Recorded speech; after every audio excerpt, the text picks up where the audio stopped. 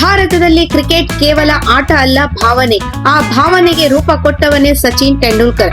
16ನೆಯ ವಯಸ್ಸಿನಲ್ಲಿ ವಿಶ್ವ ವೇದಿಕೆಗೆ ಕಾಲಿಟ್ಟ ಬಾಲಕ ಕೇವಲ ರನ್ಸ್ ಮಾತ್ರ ಮಾಡಲಿಲ್ಲ, ಭಾರತದ ಹಾರ್ಟ್ ಬೆಸ್ಟ್ ಬದಲಾಯಿಸಿದ.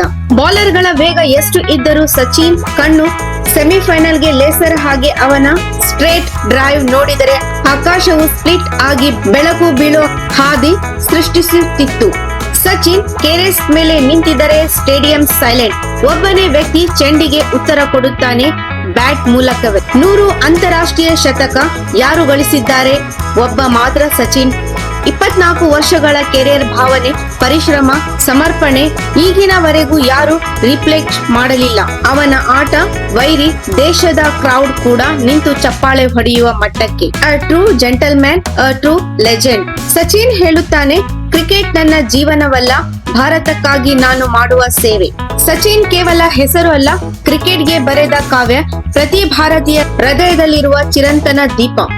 ಈ ನಮ್ಮ ವಿಡಿಯೋ ಇಷ್ಟವಾದರೆ ಲೈಕ್ ಮತ್ತು ಸಬ್ಸ್ಕ್ರೈಬ್ ಮಾಡಿ.